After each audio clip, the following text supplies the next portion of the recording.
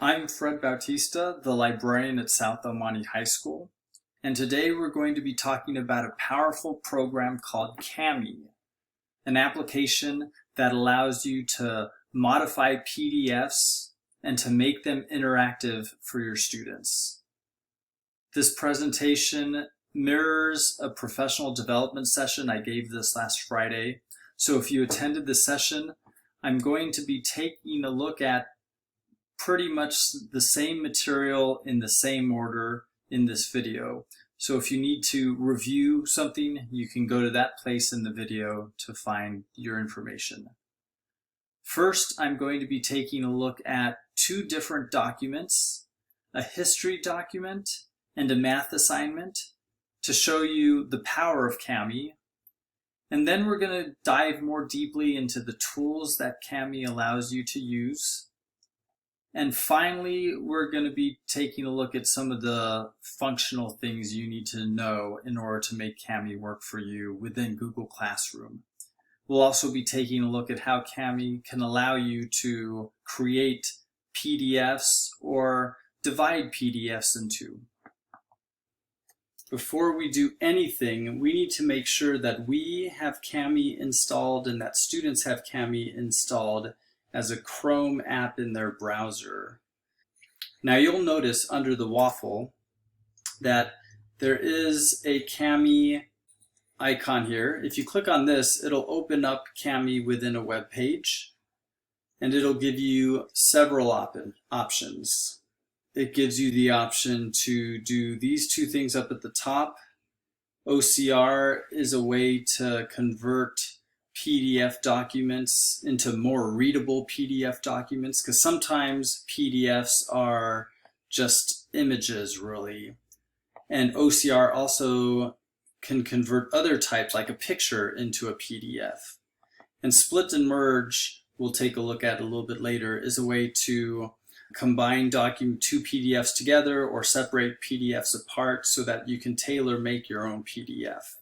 But as you can see, there's a variety of ways to open documents from this Cami start screen. You can open them from your Google Drive, you can find a file from your computer, and so forth. By the way, even though all of the documents that you use in Cami are PDFs in their final state, you can upload many different types of documents like Google Docs or slides, and the program will convert it to PDF so that you can modify them. I've even uploaded pictures that Cami has converted to a PDF. So you can use this for a wide variety of documents, not just PDFs that you find on the web.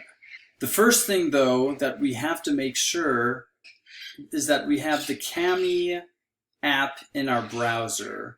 So having the Cami in our waffle is not enough. So what I'm going to do is I'm going to type Google Web Store into the browser, into the search engine here. And I would have students do the same thing. I would probably walk them through this step by step. It's going to be the first link here. I'll click onto that to get into the store itself. And in the store, I'm going to search for Cami. Now, since I already added it, it just says installed. But students will have the Add to Chrome button. They'll select it. They may have to click a couple other screens to integrate it into their landscape. And then it will appear up in this area if they go to the puzzle button and pin it.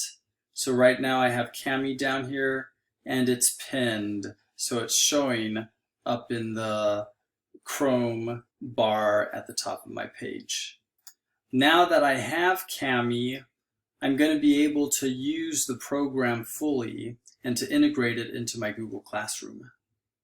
So to begin with, I want to take a look at a document that will show you the power of Cami and how it can allow you to make an interactive assignment for your students. This is a prototype assignment on the 10 stages of genocide. From this article, I was able to add elements that will help the student to read it and understand it. So, for example, the first thing I've done to the document is I added a video introduction. Here I am talking about what the students need to know to begin this assignment. I'll hit play there. Those characteristics in our own society. And I explain to students what they need to do. Also, below the video, I have typed instructions for the class today. Read the first 3 stages of genocide. Complete the 3 items below. And then question number 1. And I really like to be clear on my labeling of questions so students know exactly what to do. Do you think classification is a problem in our own society? If so, highlight a relevant passage of section 1 in yellow to support your claim, and then write a 3-sentence reply explaining why you think so. If you don't think classification is a problem, highlight something in the paragraph that supports your claim and write a 3-sentence reply explaining why you do not think it is a problem in our society. So as you can see, the question allows students to do several things. They can start actually highlighting the document itself and doing a good close read.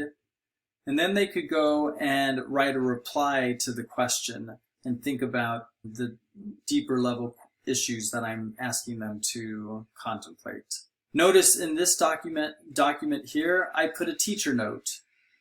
We studied classification in Unit 2, Early European History, so I added an extra little bit of information to the assignment to give them guidance. And as I scroll down below, you'll see that I have 2 other notes for the students to take a look at. You'll notice that the note corresponds, if they hover over the note, this yellow dot gets highlighted, or if they hover over the yellow dot, the note kind of activates. And so they know what the note corresponds to. This note asks them to leave a voice recording summarizing these 2 paragraphs on symbolization. So the students can go over here, and I'll show you these functions in a little bit. They can add a voice recording right below this and summarize it in their own words.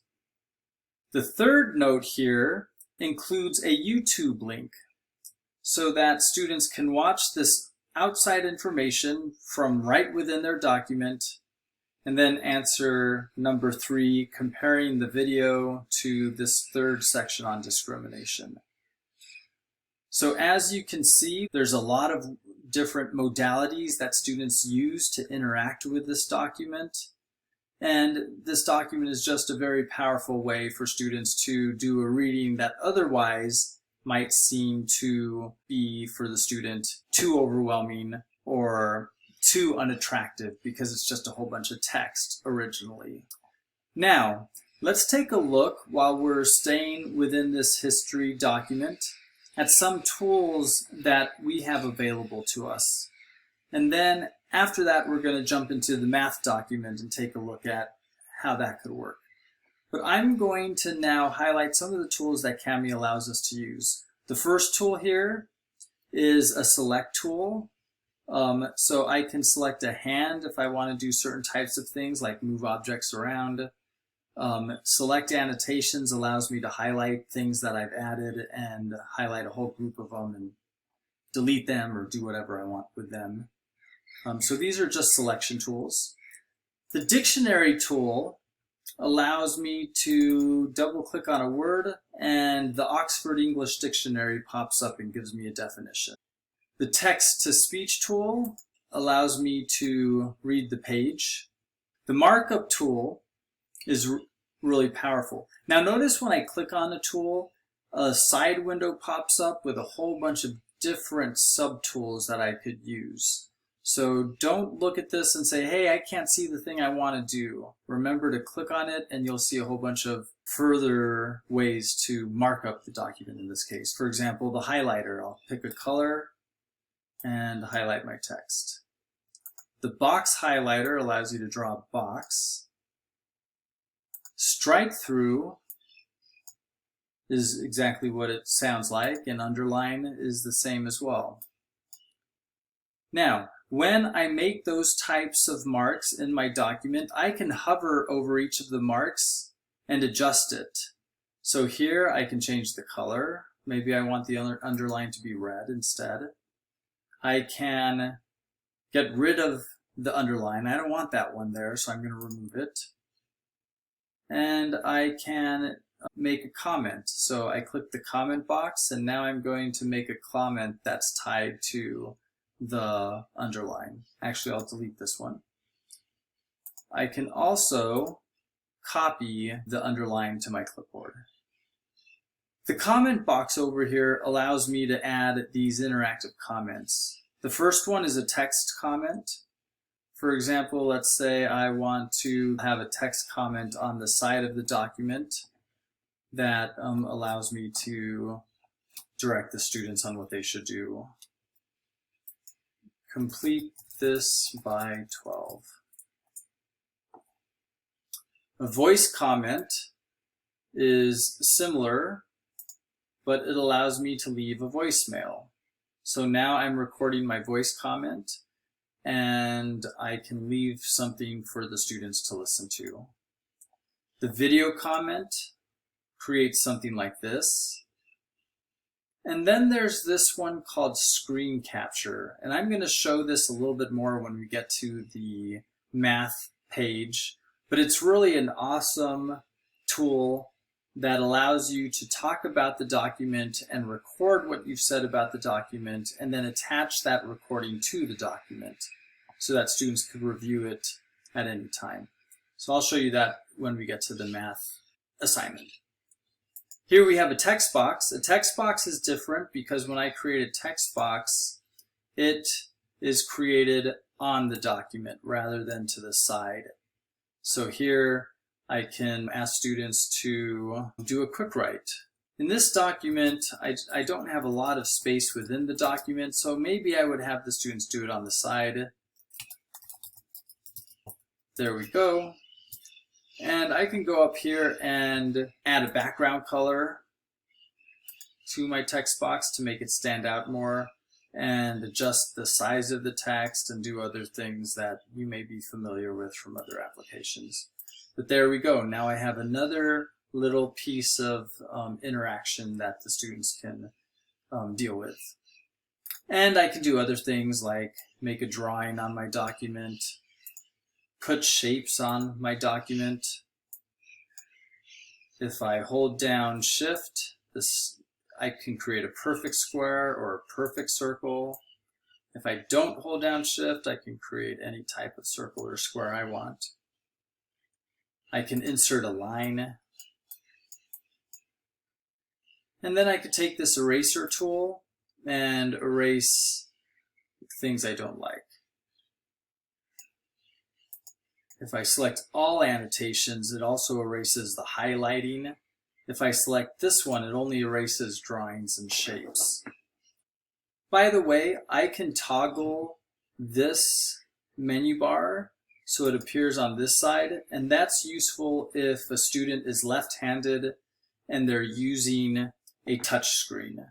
So just know that that is an accessibility feature down below.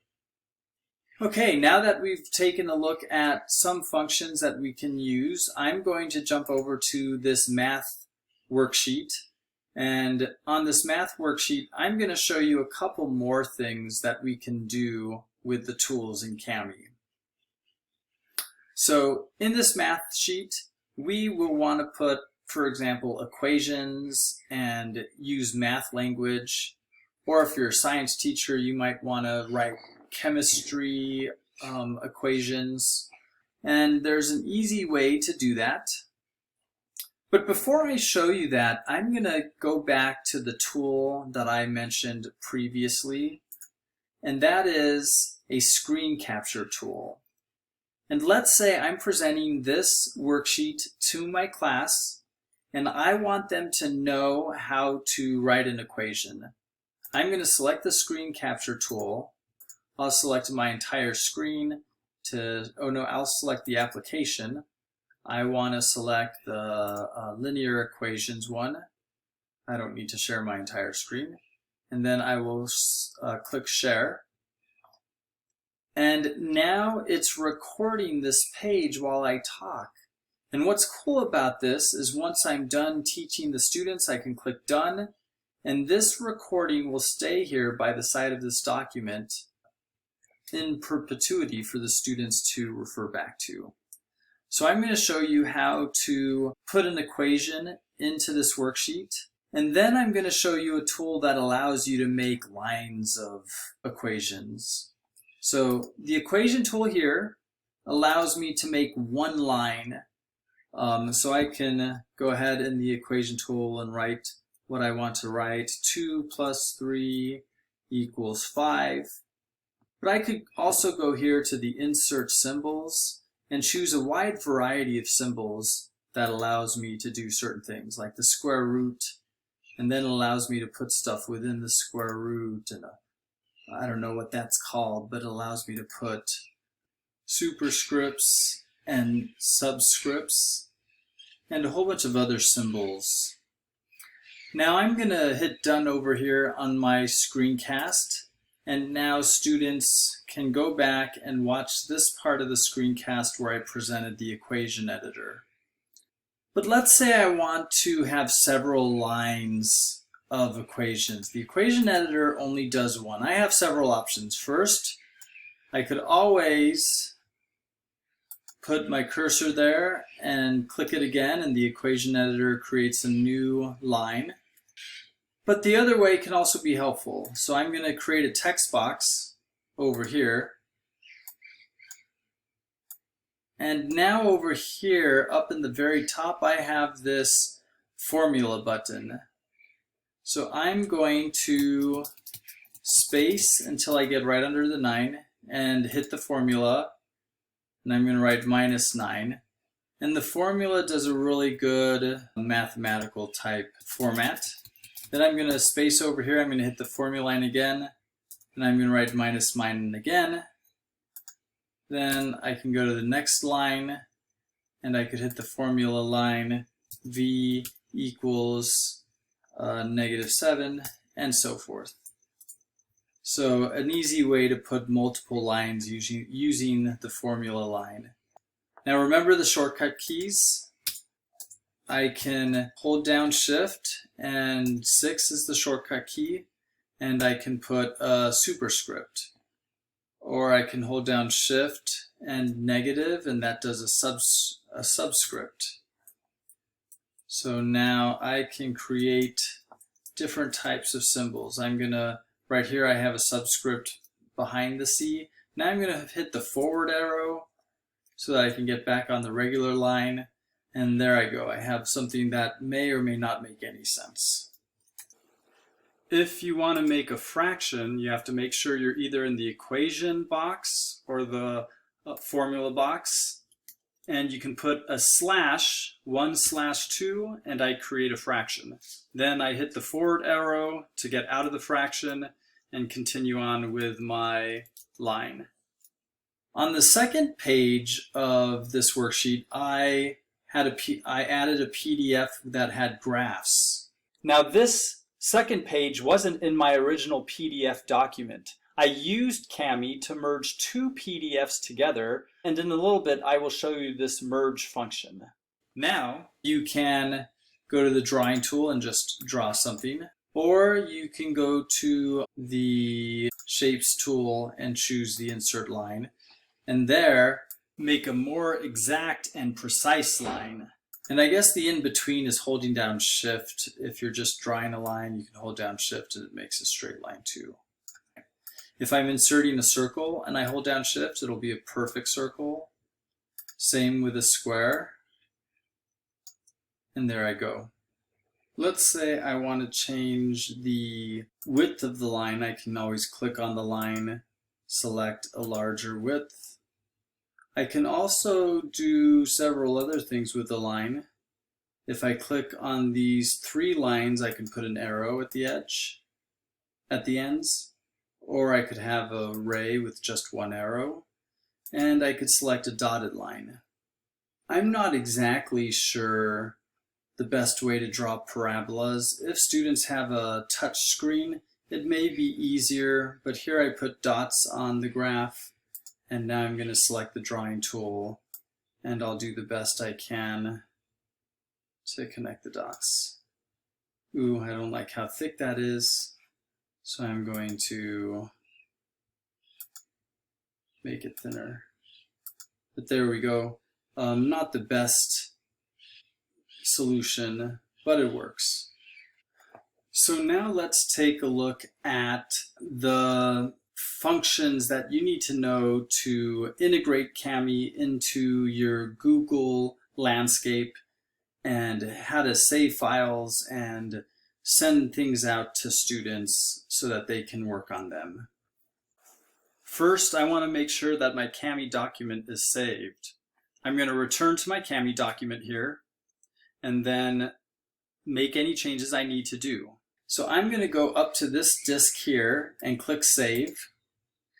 And it says right here, all changes saved. Watch out though, if I made a change maybe a minute or two ago, it might say 2 unsaved changes. And so I want to make sure to click Save Now. Sometimes you could leave the screen and leave Cami and your changes weren't actually saved. So make sure you save now. And right now I can see that it's saving in my Google Drive in the Cami Uploads folder. It automatically creates this folder and saves all your Cami documents that you've modified into that folder. And of course I could move it and create a different folder if I wanted to. I'm going to now open up my Cami folder in Google Drive, and you will notice now that I have a whole bunch of different documents saved in Cami Uploads. Let me go back out to my drive and I'll show you that there's also another folder that Cami creates. It's called Cami Assignments. Files in that folder are from my Google Classroom. So if I create a Cami assignment in Google Classroom, it goes there. So don't get confused. There's 2 different places. These are all the Cami documents I've worked on outside of the Google Classroom landscape. And the Cami assignments are documents that I've created within the Google Classroom landscape. I'm going to now go into Google Classroom and I'm going to show you how it looks from here. I'm going to go to Classwork, and here in Classwork I've organized things according to week 1, week 2, and I have a 10 steps of genocide project. I'm going to click on it, and I've added this already, so there's the PDF that is shared through Cami. But let me show you how I do that. I go to Create, and from here you're going to choose Cami Assignment. This opens up the Cami interface that communicates between Cami and Google Classroom. So I'm going to put a title.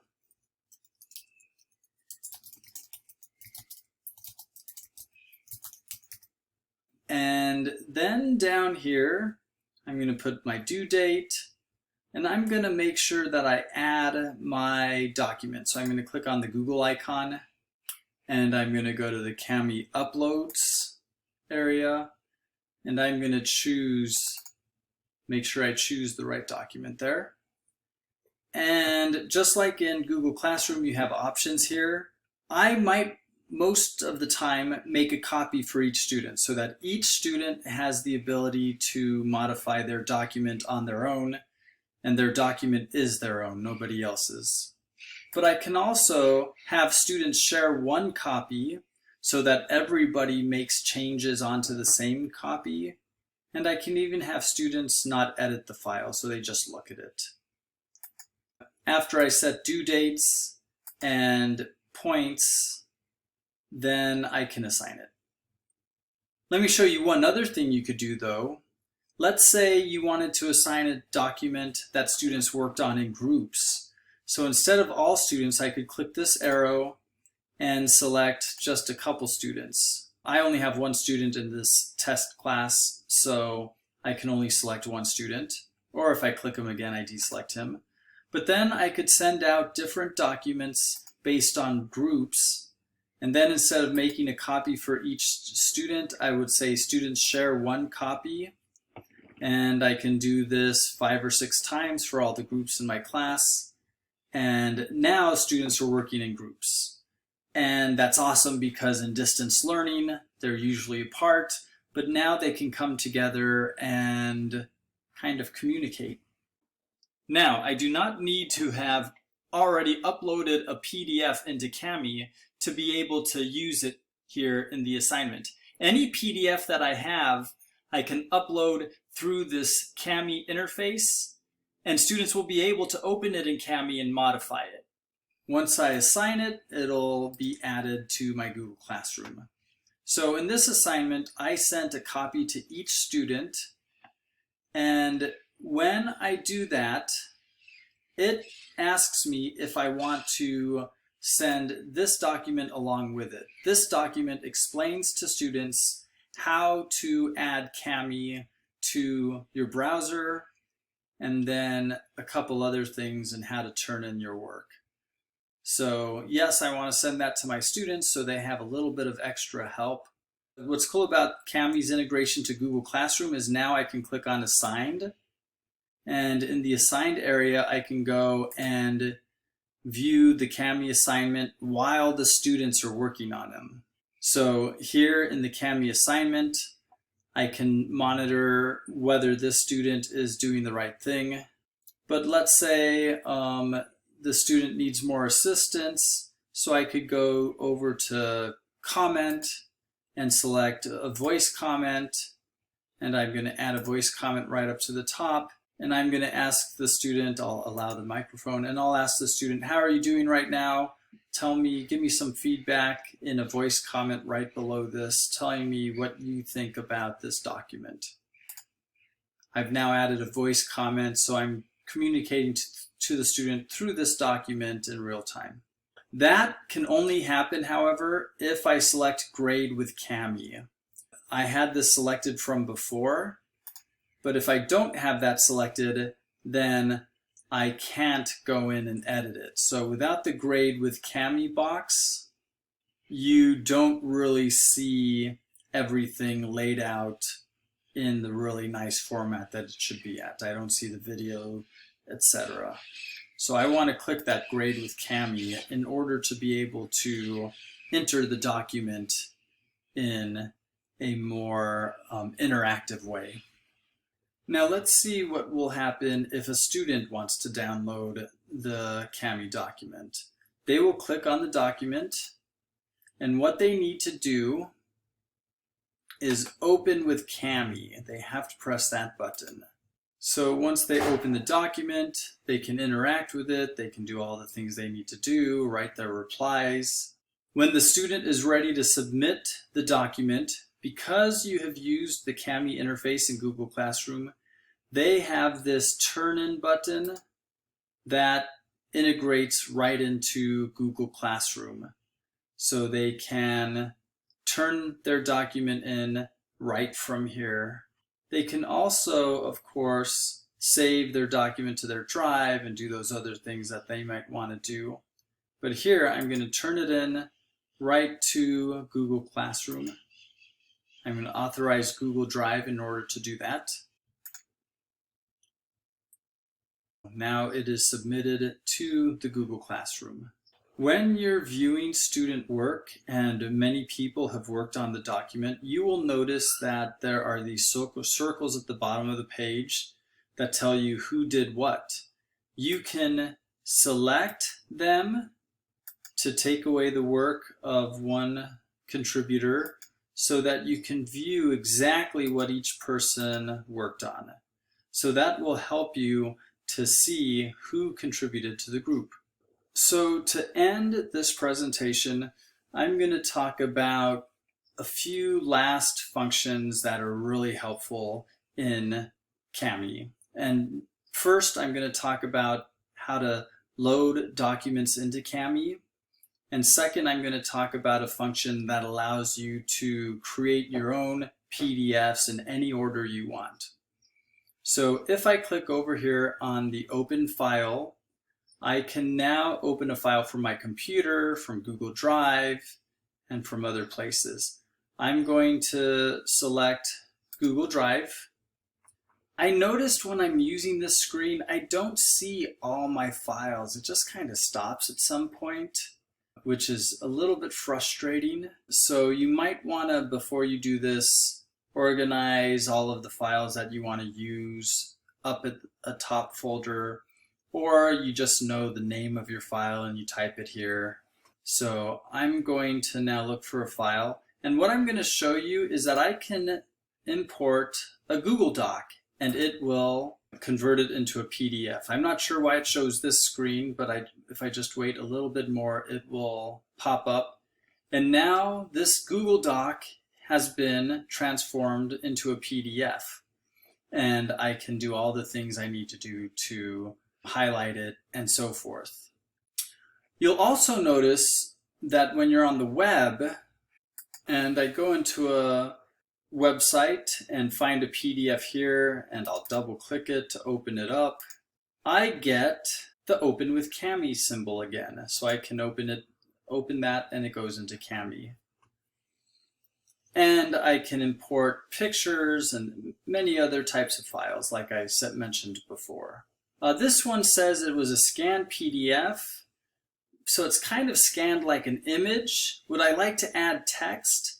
And I'm going to run OCR, which says I must upload to Drive first, so I'm going to click that. But now OCR will look through this document and start converting the words into actually readable format.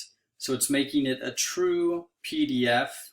But now, if I go to my markup and get the highlighter, I will be able to highlight the words. As you can see, it's not quite right on the word, but it's good enough and it works now. I'm going to show one last really cool function of Cami, and that is if I go up to the menu and click on Split and Merge Document, this is the area that I am going to be able to create new PDFs in any order that I want. So I'm going to click on Continue to Split Merge, and it takes me to this area. What I want to do is open Google Drive and start getting files, PDF files that I want to manipulate. So I'm just going to grab a whole bunch of PDFs. I'll just click on PDFs here and randomly grab some so that you can see what happens. Here's one, and I'm going to hold down Command and grab a couple. And I'm going to select them. Now the documents are loading into Cami. And once they finish loading, I'm going to hit this red Next button. And now I'm taken to this page where I have all these PDF documents here. And I can drag ones that I do not want in my document. Say I want to drag these ones out and make that my separate document. I can delete them. And so I am now making a custom PDF. Okay, I just want these two documents. And then let's say, oh, I wanted to pull in graph paper, and I could find a PDF of graph paper and put it in here. Now, all I have to do is hit export. Oh, you know what? I want to rearrange the order. Okay, now I hit export. I'm going to open in Cami, and it has created a custom PDF. This can be really helpful. For example, if you find a group of PDF files, but they have the answer key at the end. You don't want to give the student that. Well, open it with that tool and take out the answer key. And here's the new PDF that I created from two separate PDFs.